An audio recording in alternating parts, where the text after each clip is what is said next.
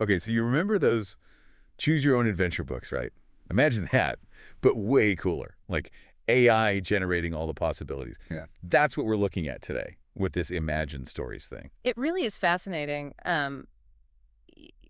Giving users that control over the story. It's not just the AI doing whatever it wants. Right, not just spitting out some random story. Yeah, exactly. You're actually part of the process, which I think is really cool. So let's break this down a little. So we're talking more than just Mad Libs for the AI age. Right. It's like you're picking the age range, who the story's about, even where it takes place. Right. It could be like a night exploring the bottom of the ocean. In a submarine. In a submarine.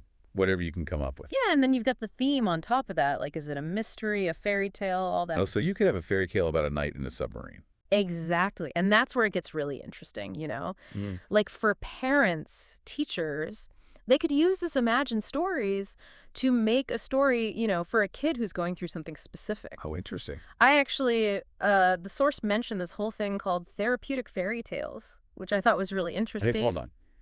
Therapeutic fairy tales. So we're talking bedtime stories with like an agenda now. Well, yeah, I mean, think about it. Regular fairy tales, they're all about feelings and stuff everyone goes through. Right. But these therapeutic ones, they're designed to like help kids deal with their emotions, anxieties, learn stuff in a way that's safe and engaging. Wow. So you're kind of like sneaking in therapy under the radar. Pretty much, yeah. Although the source did mention, you got to be careful. Like adults still need to be involved. Can't just let the AI run wild. Oh, absolutely. It's all about balance, The AI is creative, sure, but humans need to make sure the story is actually good for the kid and that it's appropriate and all that. So it's not about getting rid of human storytellers. Well, no. It's more like the AI is a tool to help them do even more. Exactly. To make it even more personal. Okay, that makes sense. But how does this even work? Like, what's the AI actually doing behind the scenes? Well, the source actually went into this a bit, and it's more complicated than you'd think. Like, on Imagine Stories, you don't just tell it, write a story, and that's it. There's a whole process then.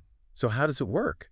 So basically, you're feeding the AI these specific things to work with. Like for younger kids, they've got these icons instead of making them read a bunch of choices. So they can pick different characters, places, to get their imaginations going. Oh, that's clever.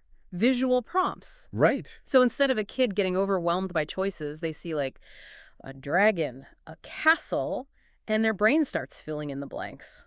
Exactly. But it's not like they dumb it down for older kids or anything. The source mentioned you can actually type in your own stuff. Yeah. So if your kid wants a story about a hamster, a time-traveling hamster who solves mysteries, Okay, now that's cool. they can just put that in. Wow, so it really lets kids go wild. Yeah, and that's the thing, right? It's not just some basic pre-programmed story. Yeah. The AI's actually got to take those elements, even the weird ones, and turn it into something that makes sense.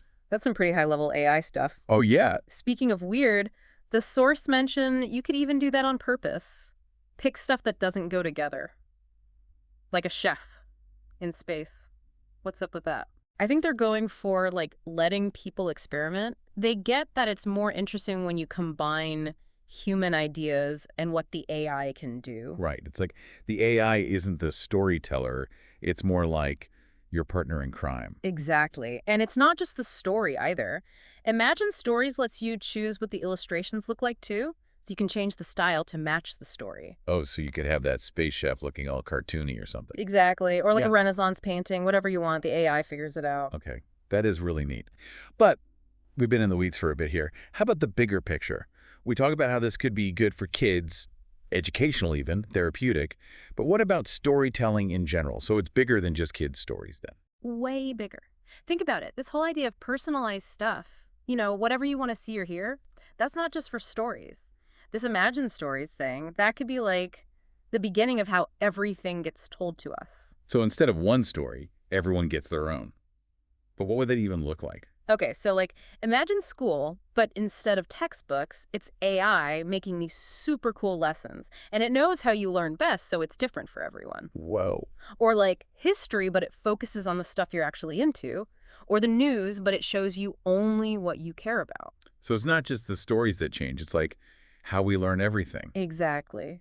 But, and this is a big but, this tech is new, right? Right. Right. We got to be careful. It's easy to get all excited about AI, but if we forget about the human side of things. Yeah, it could go bad fast. Oh, totally. The source didn't really get into this, but like, how do we make sure this AI stuff gets used for good? You know what I mean? Oh, for sure. It can't just be about what's cool. It's got to be about what's right, too.